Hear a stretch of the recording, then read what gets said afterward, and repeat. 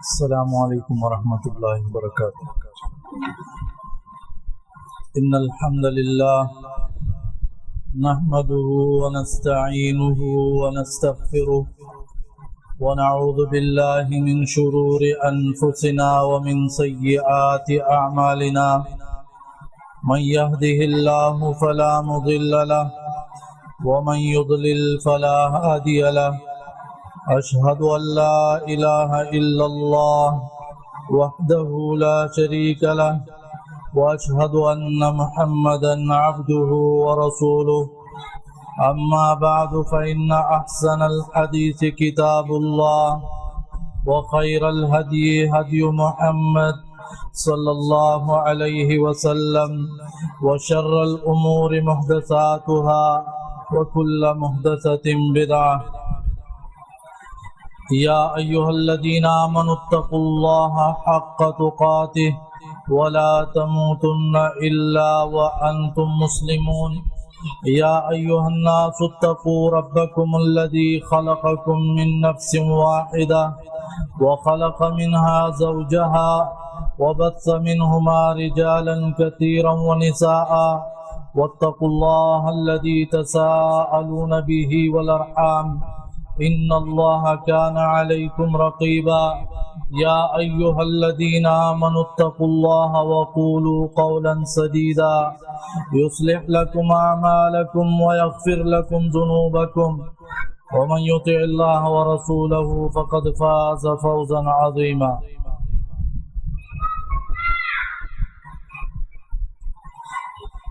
رب العالمین نے انسانوں کو پیدا فرما کے ان کے دلوں کے اندر یہ صلاحیت رکھ دی کہ وہ حق اور باطل کی پہچان کر سکے۔ اسی کو فطرت کہا جاتا ہے، لیکن اس صلاحیت کو انسان اپنے ماحول کی وجہ سے وہ خراب کر دیتا ہے، تو بعد میں جا کے یہی انسان یہ تو سمجھتا ہے کہ کیا اچھا ہے کیا برا ہے، نیکی کیا ہے گناہ کیا ہے، لیکن اس کے پاس وہ طاقت نہیں ہوتی جس کی وجہ سے وہ نیکیاں کر سکے اور گناہوں سے بچ سکے۔ ہم سب اکثر جانتے ہیں کہ نیکیوں کے اعمال کیا ہیں، نیکیاں کیا ہیں، اچھے اعمال کیا ہیں، برے اعمال کیا ہیں، لیکن ایسی کیا طاقت ہو جو ہمارے اندر ہمت پیدا کرے کہ ہم وہ نیک اعمال کر سکیں، ہمارے اندر ہمت پیدا کرے، حوصلہ پیدا کرے، جس کی وجہ سے ہم برے اعمال سے اپنے آپ کو بچا سکیں۔ تو میرے بھائیو، یہ سب جو ہے کہ ہم نیکیاں کریں اور گناہوں سے اپنے آپ کو بچائے، یہ اللہ سے تعلق کی وجہ سے ہوتا ہے، یہ اللہ کی توفیق کی وجہ سے ہوتا ہے۔ اور توفیق کے اسباب میں سے ایک بہت بڑا سبب جو ہے وہ ایک یہ کہ انسان کے اندر حیا ہو، شرم ہو۔ اس کی وجہ سے انسان اچھے اعمال کرتا ہے اور برے اعمال سے اسے حیا آتی ہے، شرم آتی ہے۔ اور ایک اور بڑا سبب جو ہے وہ یہ ہے کہ انسان کے دل کے اندر خشیت ہو، اللہ کا خوف۔ خوف کیا ہوتا ہے؟ اللہ کا خوف کیا ہے؟ کہ انسان اپنے اعمال کو دیکھتے ہوئے ڈرتا ہو کہ آج یا کل یا کچھ دنوں مہینوں میں یا آخرت میں اپنے اعمال کی وجہ سے عذاب میں مبتلا نہ ہو جاؤں، اللہ مجھے عذاب میں گرفتار نہ کر ڈالے۔ اور اس سے بڑی خشیت اور خوف وہ یہ ہے کہ گناہوں پر نظر نہیں ہے، یعنی ایک انسان ہے، اس نے گناہ کیے ہوئے ہیں، اور سچے دل سے رو رو کر اس نے اللہ سے معافی مانگ لی، توبہ کر ڈالی، اب وہ امید رکھتا ہے کہ اللہ نے پچھلے گناہوں کو معاف کر ڈالا ہوگا۔ اب گناہوں کا مسئلہ نہیں ہے، لیکن اس کے باوجود وہ اس وجہ سے ڈرتا ہے اللہ سے کہ اللہ بہت بڑی طاقتوں والا ہے، قدرتوں والا ہے، خالق ہے، اس کے حق میں نے کچھ تو کوتاہیاں کی ہوگی، ہو رہی ہوں۔ اگر یہ خیال نہ بھی ہو، صرف اللہ کی عظمت کی وجہ سے یہ انسان اللہ سے ڈر رہا ہوتا۔ انبیاء کرام کو دیکھیں، انہوں نے گناہ نہیں کیے، تب بھی اللہ سے بہت زیادہ ڈرتے۔ دیکھو، ایک عام لوگوں کا خوف ہوتا ہے بیماریوں کے حوالے سے۔ عام انسان ڈرتا ہے تو کیا کرتا ہے؟ پرہیز کرتا ہے کہ کہیں مجھے شوگر نہ ہو جائے، کہیں مجھے بلڈ پریشر نہ ہو جائے، دل کی بیماریاں نہ ہو جائے، گردے کی بیماریاں نہ ہو جائے، وغیرہ وغیرہ۔ پرہیز کرتا ہے، وہ اسے کچھ پتہ ہی نہیں۔ لیکن جو ڈاکٹر حضرات ہوتے ہیں وہ ڈرتے ہیں، لیکن وہ ڈر میں کیا کرتے ہیں؟ وہ بیماریوں کی تحقیق کرتے ہیں اور اس کے لیے دوائیوں کی، میڈیسن کی بھی تحقیق کرتے ہیں، معلومات کرتے ہیں۔ تو عام لوگ کا ڈر جب ہوتا ہے تو وہ اللہ کی نافرمانیوں سے اپنے آپ کو بچانے کی کوشش کرتے ہیں، اور جو خاص لوگ ہوتے ہیں وہ اپنے آپ کو اللہ کی نافرمانیوں سے بچاتے بھی ہیں اور ساتھ ساتھ علم بھی حاصل کرتے ہیں، اللہ کے ناموں کا، اللہ کی صفات کا، توحید کا علم، قرآن اور حدیث کا علم۔ یہ خاص لوگوں کا خشیت ہے، اور اسی وجہ سے رب العالمین نے فرمایا انما یخشی اللہ من عبادہ العلماء، جو علم رکھنے والے اللہ کے بندے ہیں وہ اللہ سے ڈرنے والے ہیں، وہ اللہ سے ڈرنے والے۔ تو یہ اعلیٰ قسم کا خوف ہے جو انسان کے دل کے اندر ہوتا ہے۔ اور عجیب بات یہ ہے کہ جس چیز سے آپ ڈرتے ہو تو اس سے انسان بھاگتا ہے، بھاگنے کی کوشش کرتا ہے، دور رہنے کی کوشش کرتا ہے۔ لیکن رب العالمین سے جو ہم ڈرتے ہیں تو اتنا ہی اللہ کے قریب ہونے کی کوشش کرتے ہیں کہ ہم اللہ کے مقرب بن جائیں، قریب بن جائیں، اور اللہ ہم سے راضی ہو جائے۔ باوجود یہ کہ بہت ڈر بھی ہوتا ہے دلوں کے اندر۔ اس ڈر اور خوف کے بارے میں کہ اللہ کی خشیت ہو، بہت سی احادیث ہیں، آیتیں ہیں۔ وقت کو دیکھتے ہوئے جس قدر اس سے ہو سکے انشاءاللہ آپ کے سامنے بیان کرتا ہوں، لیکن مجھے اور آپ کو دیکھنا ہے کہ نبی صلی اللہ علیہ وسلم اور صحابہ کرام کا یہ خوف کا عمل، خشیت کا عمل کیسا تھا، اور ہم کہاں پہ کھڑے، ہمارا معیار کیا ہے، ہم کیا کر رہے ہیں، یہ دیکھنا ہے۔ ایک حدیث میں رسول اللہ صلی اللہ علیہ وسلم ایک صحابی کی حدیث ہے، انس بن مالک رضی اللہ عنہ روایت کرتے ہیں۔ وہ فرماتے ہیں کہ ایک صحابی تھا، اس کا نام تھا ثابت بن قیس رضی اللہ عنہ، ثابت نام تھا اس کا رضی اللہ عنہ۔ وہ مسجد نہیں آ رہے تھے، تو نبی صلی اللہ علیہ وسلم نے پوچھا کہ وہ کیوں نہیں آ رہا؟ تو بعض لوگوں نے کہا بیمار ہو گیا۔ تو اس کے ایک پڑوسی نے کہا کہ نہیں، بیمار تو نہیں ہے، مجھے تو پتہ ہوتا کہ بیمار نہیں، میں معلومات کر کے بتا دوں۔ یہ صحابی گیا اس صحابی کے پاس اور دیکھا کہ وہ گھر میں بیٹا ہے، سر نیچے کیا ہوا ہے اور ایک غم کی حالت میں بیٹھا ہوا ہے۔ تو اس صحابی نے اس سے کہا کہ کیا ہوا ہے؟ تو اس نے کہا فقال شر، بہت برا ہوا۔ کیا برا ہوا؟ اس نے کہا آیت آئی ہے کہ اے لوگوں، اللہ کے رسول کے آواز کے اوپر اپنی آوازوں کو بلند نہ کرو۔ لا ترفعوا اصواتکم فوق صوت النبی، اور میں جب نبی صلی اللہ علیہ وسلم سے بات کرتا ہوں، اس کے سامنے بیٹھا ہوتا ہوں، تو میری آواز اللہ کے نبی صلی اللہ علیہ وسلم کی آواز سے بلند ہوتی ہے۔ تو مجھے ڈر ہے کہ اس آیت میں یہ ذکر ہے ان تحبط اعمالکم، تمہارے اعمال برباد ہو جائیں گے، تمہیں پتہ بھی نہیں ہوگا۔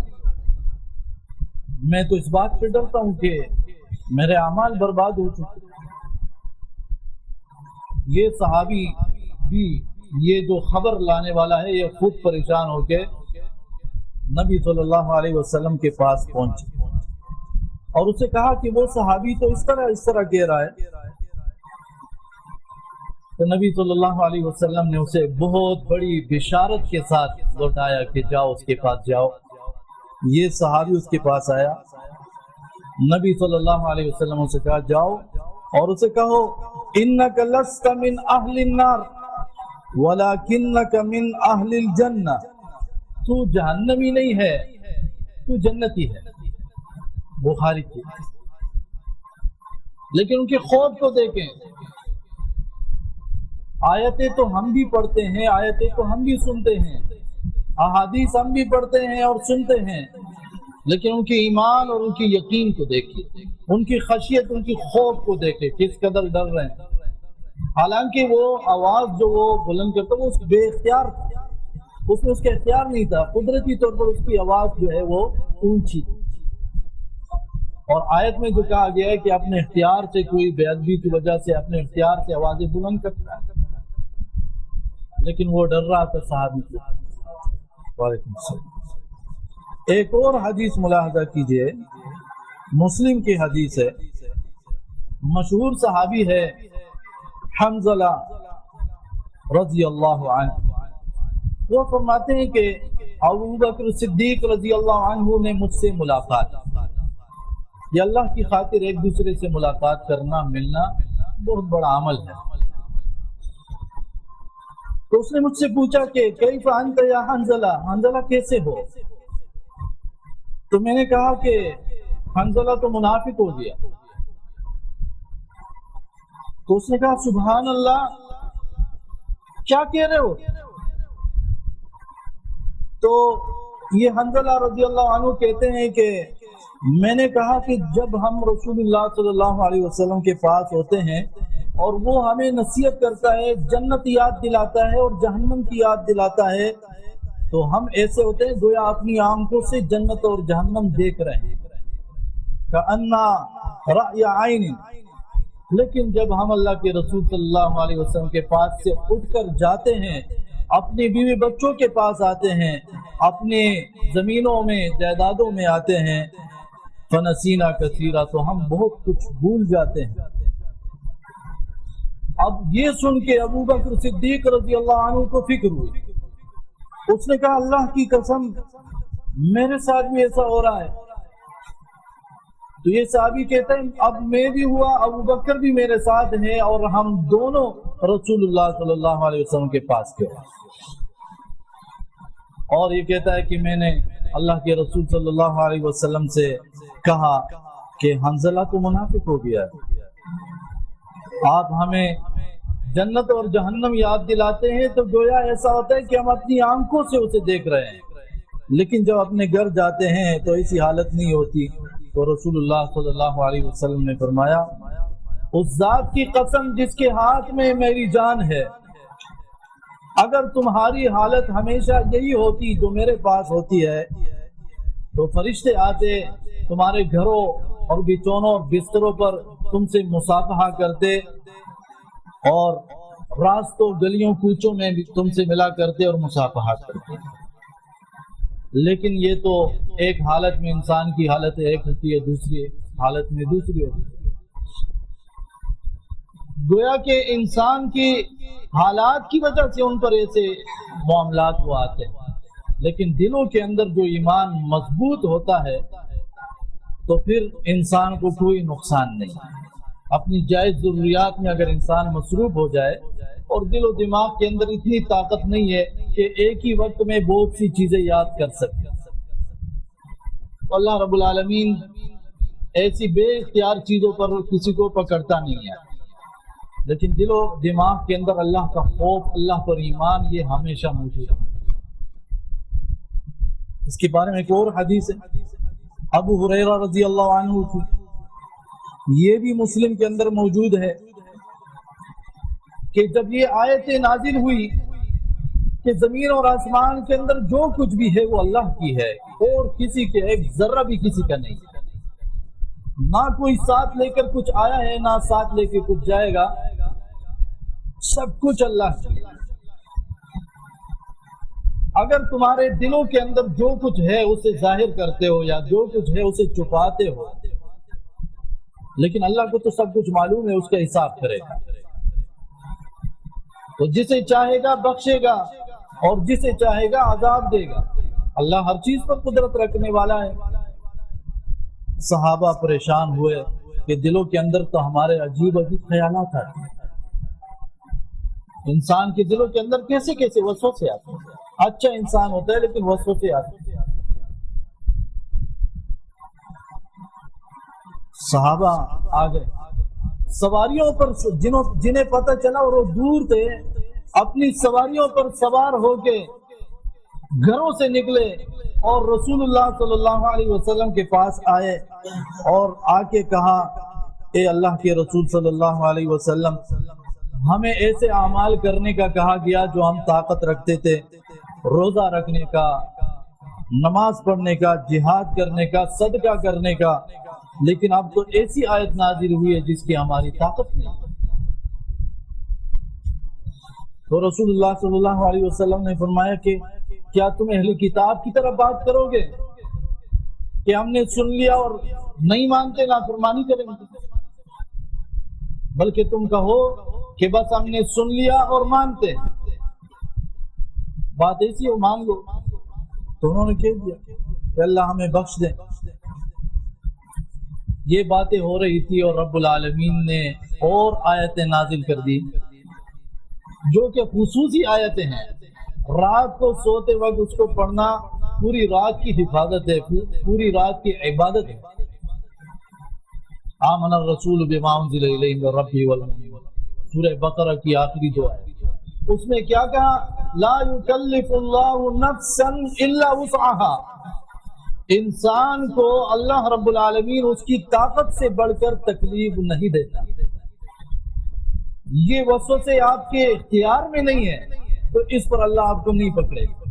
اس لیے حدیث میں بھی ہے، حدیث کے اندر بھی ہے، وسوسے چاہے کیسے بھی ہو، چاہے ایسے وسوسے ہو کہ آپ کے دل میں آتا ہے کہ یہ وسوسے کیسا ہے، اس کی جگہ میں اگر جل کے مر جاؤں تو اچھا ہے، لیکن یہ کیا خراب وسوسے آ رہے ہیں، گندے وسوسے آ رہے ہیں، چاہے اس قدر خبیث وسوسے ہوں، لیکن پھر بھی اللہ رب العالمین اس پر پکڑ نہیں کرے گا جب تک تم زبان سے اسے ادا نہ کرو یا عمل کر کے نہ دو۔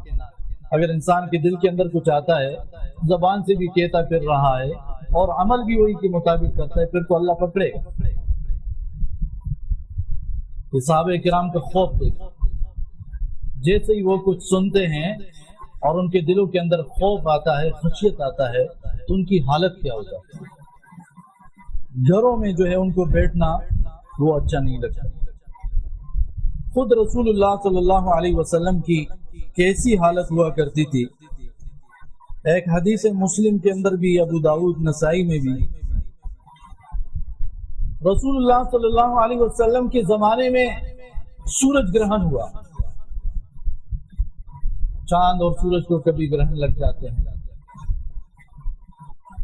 کچھ لوگ کہا کرتے تھے کہ جب کوئی عظیم انسان پیدا ہوتا ہے، ایسا بچہ پیدا ہوتا ہے جو آگے چل کے بہت عظیم انسان ہوگا، یا کوئی عظیم انسان مر جاتا ہے تو اس کی وجہ سے یہ چیزیں ہوتی ہیں۔ ہمارے ہاں بھی اکثر ہوتے جب زلزلے آتے گاؤں وغیرہ میں یا طوفان ہوا کا، لگتا ہے کہ کسی عظیم انسان کو کسی نے قتل کر دیا، کوئی مر گیا۔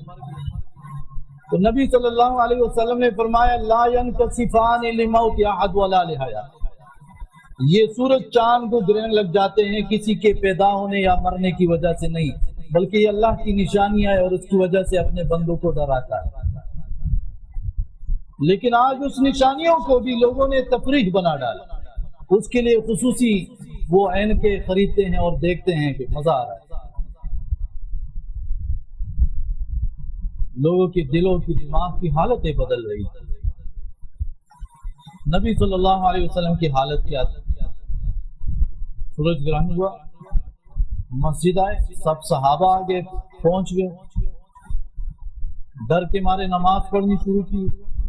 ایسی حالت میں نماز پڑھی جاتی، سب نے مل کے جماعت نماز پڑھی، لمبا رکوع، لمبے قیام، لمبے لمبے سجدے. اور پھر جب رسول اللہ صلی اللہ علیہ وسلم دعائیں مانگ رہے تھے، اس میں کیا کہہ رہے ہیں؟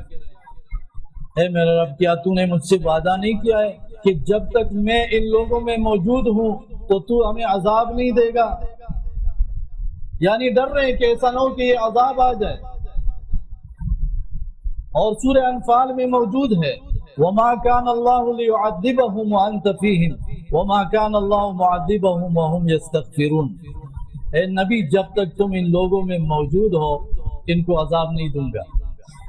اور دوسری بات، یہ لوگ جب تک اللہ سے بخشش طلب کریں گے، مغفرت طلب کریں گے، تب تک میں ان کو عذاب نہیں دوں.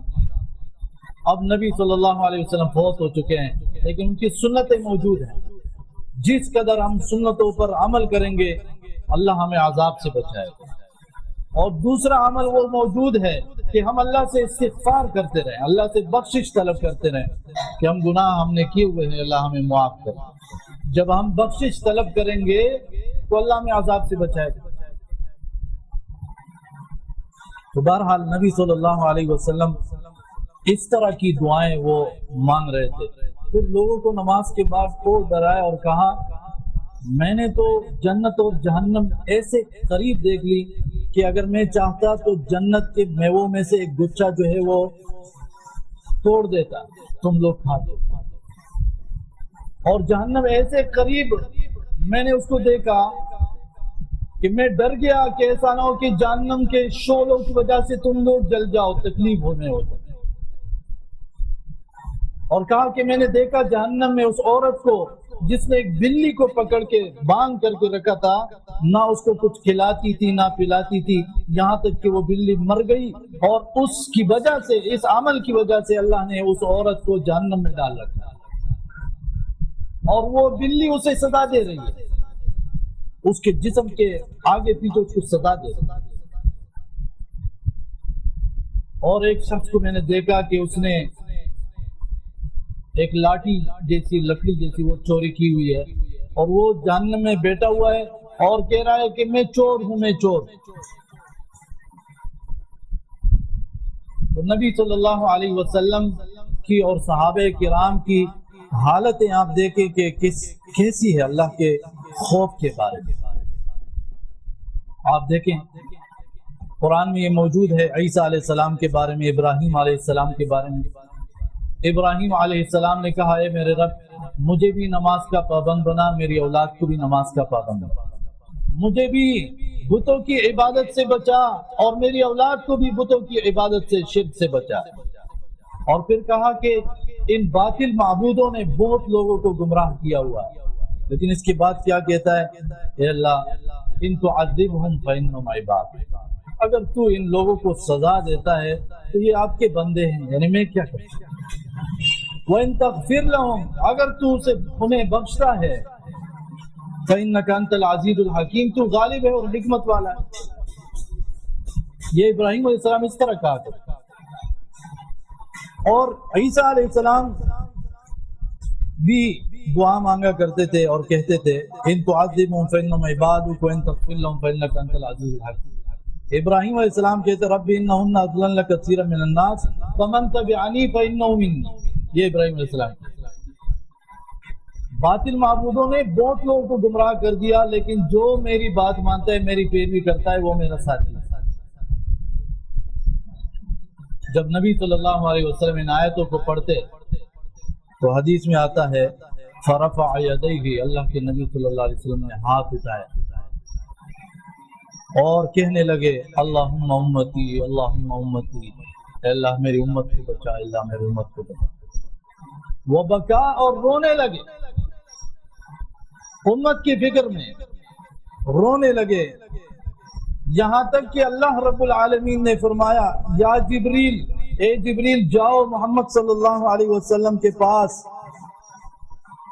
اور اس سے کہو کہ کیوں رو رہے ہو۔ اللہ رب العالمین خوب جانتا تھا، لیکن فرشتہ بھیجا اللہ نے اس کی تسلی کے لیے، اس سے پوچھو کیوں رو رہے ہو۔ جبریل علیہ السلام اس کے پاس آئے، نبی صلی اللہ علیہ وسلم کے پاس، اور اس سے پوچھا کہ کیوں رو رہے ہو۔ تو نبی صلی اللہ علیہ وسلم نے کہا میں اپنی امت کے لیے رو رہا ہوں۔ واپس گئے جبریل علیہ السلام اللہ کے پاس، اللہ رب العالمین نے اسے دوبارہ بھیجا اور کہا کہ محمد صلی اللہ علیہ وسلم کے پاس جاؤ، فقل اور کہو انا سنرضیک فی امتک ولا نسوءک، بے شک ہم آپ کو خوش کر دیں گے تیری امت کے بارے میں، آپ کو غم نہیں دیں گے، دکھ نہیں دیں گے، غمگین نہیں کریں گے، ولا نسوء۔ مسلم میں یہ حدیث موجود ہے۔ اسی طرح بہت سے معاملات وہ ایسے ہیں کہ لوگ ڈرتے ہیں، جیسے قرآن میں ہے کہ خشیت املاق، لوگ غربت سے ڈرتے ہیں کہ غریب نہ ہو جاؤں، فقیر نہ ہو جاؤں، لیکن نبی صلی اللہ علیہ وسلم صحابہ کرام کو اکثر کہا کرتے تھے میں تم پر اس بات سے نہیں ڈرتا ہوں کہ غریب ہو جاؤ، بلکہ میں تم پر اس بات سے ڈرتا ہوں کہ دنیا تم پر وسیع کر دی جائے گی، کشادہ کر دی جائے گی، اور تم لالچ شروع کر دو گے اور آخرت سے، اللہ سے، دین سے غافل ہو جاؤ گے اور اسی طرح ہلاک ہو جاؤ گے جس طرح پچھلی امتیں وہ ہلاک ہوئی۔ ایک صحابی نے جب یہ سنا نبی صلی اللہ علیہ وسلم کے بیان کے میں دنیا کی تازگی کے بارے میں تم پر ڈرتا ہوں کہ دنیا کی خوبصورتی تمہیں غافل نہ کرے، تو ایک شخص نے کہا کہ اے اللہ کے رسول صلی اللہ علیہ وسلم آیات الخیر بالشر، کیا خیر کی وجہ سے بھی شر آتا ہے؟ یعنی حلال مال تو خیر ہے، تو اس سے کیا نقصان ہو سکتا ہے؟ نبی صلی اللہ علیہ وسلم خاموش ہوئے، کچھ نہیں کہا۔ پھر کہا کہ کیف قلت، تم نے کیا کہا؟ تو اس نے کہا کہ میں نے یہ کہا ہے اللہ کے رسول صلی اللہ علیہ وسلم، کیا خیر کی وجہ سے بھی شر آتا ہے؟ خیر سے شر بھی آتا ہے؟ تو نبی صلی اللہ علیہ وسلم نے فرمایا خیر سے خیر ہی آتا ہے، خیر سے شر نہیں آتا ہے۔ لیکن وضاحت کر دی، کیا کہا او خیر ہوا، کیا یہ دنیا کی وسعت، دنیا کی کشادگی، فراغی، بہت زیادہ بڑھ جانا، کیا سمجھتے ہو یہ خیر ہے؟ سوالیہ نشان، او خیر ہوا، تم کیا کہتے ہو یہ خیر؟ اور پھر مثال سے سمجھایا کہ پودے اگے ہوئے ہوں، گھاس ہے، اور کوئی جانور وہاں چرتا ہے اور اس سے کھاتا ہے، پھر اس کے بعد جو ہے وہ دودھ میں آتا ہے اور اسی طرح وہ پاخانہ کرتا ہے جانور، تو اس طریقے سے وہ زندہ رہتا ہے۔ لیکن اگر وہ جانور بس کھاتا رہے تو کیا ہوگا؟ ہلاک ہو جائے یا ہلاک ہونے کے قریب ہو جائے۔ تو دنیا کو ایسے ہی استعمال کرو، اس کا مقصد، حدیث کا مقصد، پھر خیر ہو۔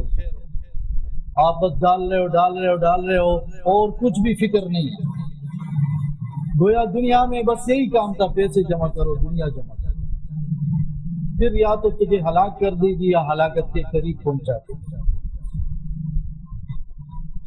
تو کس طرح صحابہ کرام ہر معاملے میں ڈر رہے ہیں، ہر معاملے۔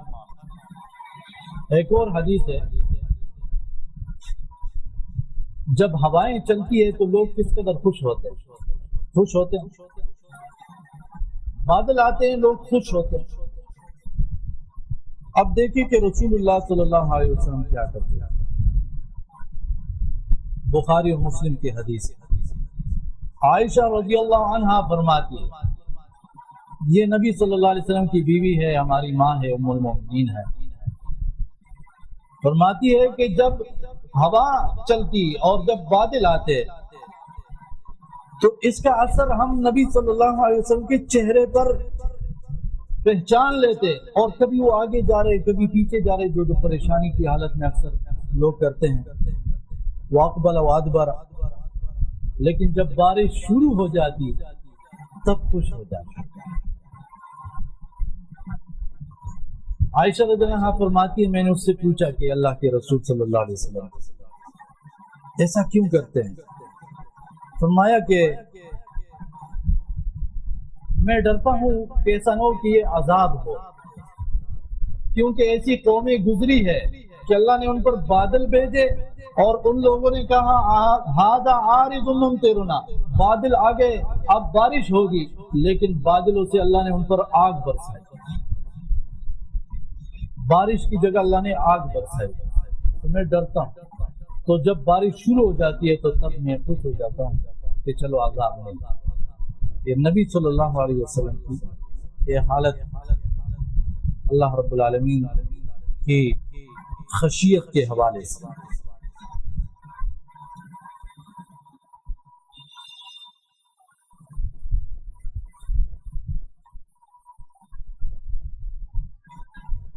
ان الحمد للہ نحمده ونستعینه ونستغفره ونعوذ باللہ من شرور انفسنا ومن سیئات اعمالنا، من يهده الله فلا مضل له ومن يضلل فلا هادي له، اشهد ان لا اله الا الله وحده لا شريك له واشهد ان محمدا عبده ورسوله، اما بعد فاعوذ باللہ من الشیطان الرجیم، بسم اللہ الرحمن الرحیم، وَيَخْشَوْنَ رَبَّهُمْ بِالْغَيْبِ۔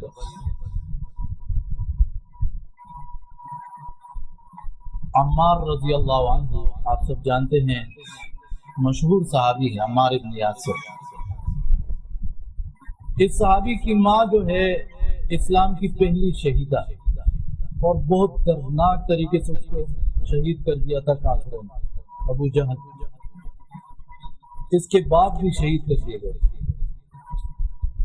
ابتدائی مسلمانوں میں۔ پھر بعد میں ایک مرتبہ ایسا ہوا کہ انہوں نے نماز پڑھائی اور مختصر کر دی۔ پھر اس کے بعد لوگوں نے کہا کہ مختصر نماز کیوں پڑھائی؟ ایسی مختصر نہیں جو ہم کرتے ہیں، اٹھک بیٹھک کرتے ہیں کمپیوٹرائز نماز، یعنی عام معمول سے تھوڑا مختصر۔ تو لوگوں نے اس سے پوچھا کہ مختصر کیوں پڑھا؟ ہمارے ہاں لوگ کیا کہتے ہیں، کیا پوچھتے ہیں، لمبی کیوں پڑھا؟ انہوں نے کہا مختصر کیوں پڑھا؟ اس نے کہا میں نے اس میں بہت اچھی اچھی دعائیں مانگی ہے، اور کہا کہ نبی صلی اللہ علیہ وسلم کو میں نے سنا کہ اس طرح کی دعائیں مانگی تھی، اللہم بعلمک الغیب وقدرتک علی الخلق، اے اللہ آپ غیب کو جانتے ہیں اور اپنی مخلوق پر قادر ہیں، جب تک زندگی میرے لیے اچھی ہے تب تک مجھے زندہ رکھ، اور جب موت میرے لیے اچھی ہو تو مجھے موت دے۔ یہ بہترین دعا ہے۔ دیکھو آپ کبھی اپنے لیے موت کی دعا نہیں مانگ سکتے، لیکن ایسی دعا مانگ سکتے، ایسا نہ کہ اللہ مجھے موت دے، یہ نہیں کہہ سکتے۔ ہاں یہ کہہ سکتے ہو جب بہت پریشان ہو جاؤ کہ اللہ جب تک زندگی میرے لیے اچھی ہو تو مجھے زندہ رکھ، اگر موت میرے لیے اچھی ہو تو موت دے۔ واحینی ما کانت الحیات خیرا لی وتوفنی اذا کانت الوفات خیرا لی۔ اے اللہ میں تجھ سے سوال کرتا ہوں کہ پوشیدہ طور پر بھی اور لوگوں کے سامنے بھی اللہ سے ڈرتا رہوں، تجھ سے ڈرتا رہوں۔ یہ زبردست بات، یعنی صرف لوگوں کے سامنے نہیں، میری جو تنہائی ہے اس میں بھی میں اللہ سے ڈرتا رہوں۔ اور اس بات کا سوال کرتا ہوں کہ مگر میں خوش ہوں یا غصے میں ہوں تو دونوں حالتوں میں میں حق بات ہی کہوں، سچ بات کہوں۔ بعض لوگ کہتے ہیں نا کہ تم نے اتنا برا بلا کہہ دیا، تیرا میں غصہ تھا، تو اللہ سے دعا، یا اللہ جب میں خوش ہوں جب میں غصہ ہوں، دونوں حالتوں میں میری زبان کو ایسا چلا کہ حق بات ہی کر۔ بہت زبردست دعا ہے۔ اور اے اللہ میں میانہ روی چاہتا ہوں چاہے میں غریب ہوں یا امیر ہو جاؤں. بہت سے لوگ جب غریب ہوتے ہیں تو میانہ روی کرتے ہیں، لیکن جب امیر ہو جاتے ہیں تو بہت فضول خرچیاں اور اسراف شروع. اللہ جب اگر میں غریب ہوں یا امیر ہوں، میانہ روی چاہتا ہوں، میرے اندر میانہ روی. اللہ تجھ سے ایسی نعمتیں چاہتا ہوں جو ختم نہ ہو، اور ایسی آنکھوں کی ٹھنڈک چاہتا ہوں جو منقطع نہ ہو، ختم نہ ہو. آنکھوں کی ٹھنڈک جو ہے وہ اکثر اولاد بھی. سورہ الفرقان میں اس کا ذکر ہے کہ اے اللہ ہماری اولاد اور ہماری بیوی بچوں کو ہمارے لیے آنکھوں کی ٹھنڈک بنا، تو یہ کبھی نافرمان نہ ہو. اور بھی بہت سی چیزیں ہیں. اور اے اللہ تو جو بھی فیصلہ کرے میں اس پر راضی ہوں. مجھے یہ توفیق دے کہ آپ کے ہر فیصلے پر راضی ہوں، میرے ساتھ کچھ بھی ہو. اور اچھی زندگی کا سوال کرتا ہوں موت کے بعد، اور تیرے چہرے کی طرف دیکھنے کی لذت چاہتا ہوں. والشوق الی لقائک، تیری ملاقات کی شوق چاہتا ہوں، لیکن کسی فتنے میں مبتلا ہوئے بغیر، کسی نقصان کے بغیر. اللہم زیننا بزینت الایمان، اے اللہ ہمیں خوبصورت بنا دے ایمان کی خوبصورتی کے ساتھ. یہ بہت بہترین دعائیں ہیں. میں نے مختصر کر کیونکہ وقت جو ہے وہ نکلا جا رہا ہے بہت تیزی سے، لیکن آپ ایک ایک جملے کو دیکھیے کہ رسول اللہ صلی اللہ علیہ وسلم نے کس قدر جو دعائیں بھی مانگی ہے، کس قدر بہترین دعائیں. ان دعاؤں کے اندر بھی ہمارے لیے بہت زیادہ سبق موجود ہے. اللہ رب العالمین مجھے سب سے پہلے اور آپ کو بھی، آپ سب کو بھی عمل کرنے کی توفیق عطا فرمائے. ایک بات میرے ذہن میں آئی تھی آج یہ خطبے سے پہلے، میں چاہتا ہوں کہ آپ کے سامنے رکھوں. جب میں خطبہ دیتا ہوں تو اکیلا میں خطبہ دے رہا ہوں، آپ بھائی وہ سن رہے ہیں، اور جو ساتھی وہ چاہتے ہیں، جو بھائی چاہتے ہیں کہ ہمیں فائدہ ہو تو اللہ ان کو فائدہ دیتا بھی ہے. تو ایک شخص کے بیان کرنے سے آپ سب کو الحمدللہ فائدہ ہوتا ہے، لیکن اگر میں چاہتا ہوں کہ اگر آپ سب بھائی یہاں جتنے بھی موجود ہیں وہ سب اس بات پر لگ جائیں کہ مجھے جہنم کی آگ سے بچائیں تو میرا بہت فائدہ ہو جائے گا. آپ سب اگر مل کے میری فکر میں لگ جائیں کہ میں جہنم کی آگ سے بچ جاؤں تو میرا بہت فائدہ ہو جائے گا، اور یقیناً انشاءاللہ اللہ مجھے جہنم کی آگ سے بچا لے گا، کیونکہ آپ بہت بھائی ہیں. اکیلا میں ہوں، آپ سب کا فائدہ ہو رہا ہے، تھوڑا تھوڑا ہو رہا ہے. آپ سب مل کے میرے لیے دعائیں مانگے، مجھے اچھی بات کا وہ حکم کریں اور برائی سے مجھے روکا کریں، نصیحتیں کیا کریں، تو انشاءاللہ میری دنیا اور آخرت جو ہے وہ خوبصورت بنے گی اور کامیاب بنے گی. اللہ رب العالمین ہمارے تمام مصیبتوں اور مشکلات کو دور فرما دے، ہماری حاجتوں کو پوری فرما دے. جتنے لوگ بیمار ہیں اللہ ان کو شفاء کاملہ عاجلہ نصیب فرمائے. تمام دنیا کے مسلمانوں کے حالات پر اللہ خصوصی